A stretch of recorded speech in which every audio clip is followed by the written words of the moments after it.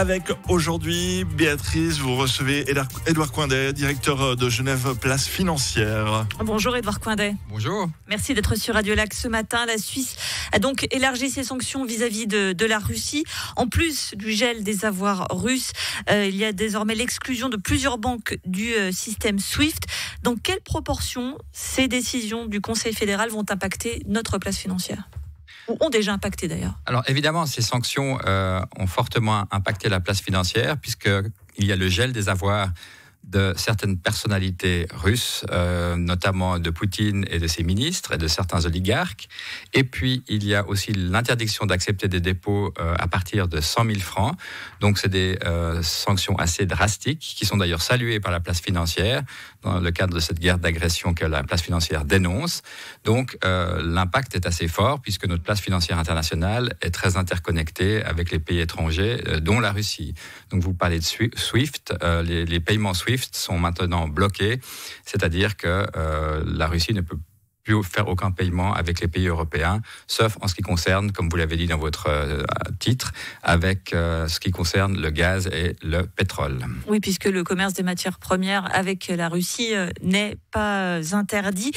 Je reviens juste sur ce que vous venez de dire, la place financière dénonce la guerre en Ukraine ? Oui, l'Association suisse des banquiers a communiqué en disant que la place financière suisse dénonçait cette violation du droit international et que ces sanctions étaient là pour rétablir le droit international. C'est pour ça que la place financière les soutenait.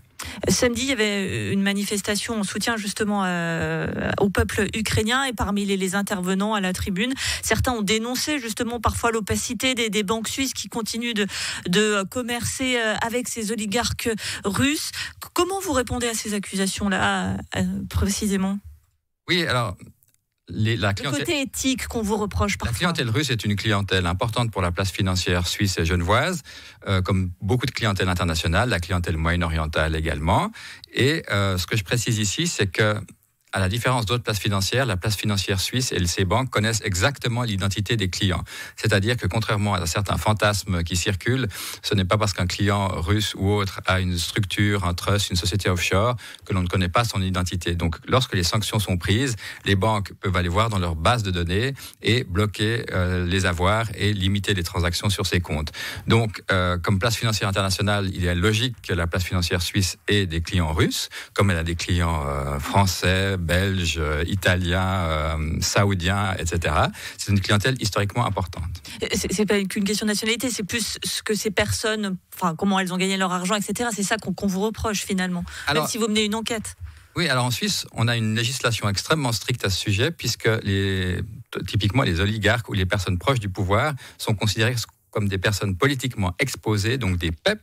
Et dans les banques, ces PEP doivent faire l'objet d'une surveillance accrue au niveau de la haute direction. Et lorsqu'il y a le moindre soupçon de blanchiment, par exemple, ils doivent être annoncés au bureau d'annonce anti-blanchiment qui s'appelle le MROS. Ce dernier fait son enquête et s'il l'estime utile, il transfère le dossier aux autorités de poursuite pénale. Édouard Coindet, vous recevez au mois d'octobre pour un bilan de la place financière pour 2021 où vous étiez tout de même assez satisfait de voir combien notre place financière avait réussi à surpasser cette crise sanitaire. Elle surpasse la crise sanitaire, mais voilà qu'une nouvelle crise mondiale s'annonce, on n'en connaît pas la durée. Est-ce qu'il y a une vraie crainte de la place financière genevoise ? Alors, la place financière genevoise a connu une année 2021 excellente, donc les résultats ont été brillants d'à peu près toutes les banques de la place. Évidemment que cette nouvelle crise crée de l'instabilité, crée de l'insécurité sur les marchés financiers. On a vu des mouvements boursiers assez forts et on verra l'impact à moyen et à long terme que ça peut avoir sur la place. Mais je précise que la clientèle russe n'est pas suffisamment importante pour avoir un impact sérieux sur la place financière genevoise et suisse. Plus globalement, ces mesures du Conseil fédéral, elles mettent tout de même fin, in fine, une certaine neutralité qu'a toujours eu notre pays. Là, typiquement, c'est la fin d'une époque. Est-ce que par répercussion, certains de vos clients n'ont pas se dire je pensais pouvoir laisser mon argent en Suisse quoi qu'il arrive, je me rends compte que finalement ce n'est pas forcément le cas et je vais déserter la place financière genevoise ou une autre en Suisse pour aller ailleurs où je serai sûr que rien n'arrivera à mes affaires. Est-ce que ça, c'est pas une nouvelle crainte que vous avez ? Alors, nous n'avons pas du tout cette crainte parce que ces sanctions ici sont prévues pour faire respecter le droit international. Donc, je pense que la sécurité du droit et la stabilité sont deux vertus cardinales de la Suisse et sont indispensables pour sa place financière. Donc, ces sanctions s'inscrivent totalement dans ce contexte-là. D'ailleurs, ces sanctions sont prises au niveau mondial. Donc, toutes les places financières les prennent. Et je prends par exemple Londres, qui connaît une très très forte clientèle russe, puisqu'on l'appelle Londongrad.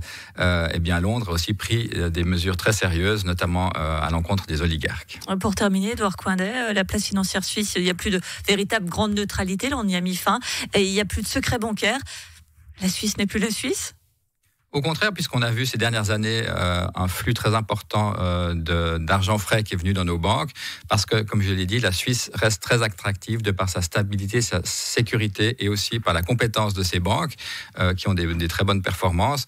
Donc nous restons un havre de paix et de stabilité et je pense que c'est notre plus grand atout. Merci beaucoup Édouard Coindet, directeur de Genève Place Financière, d'avoir été sur Radio Lac ce matin.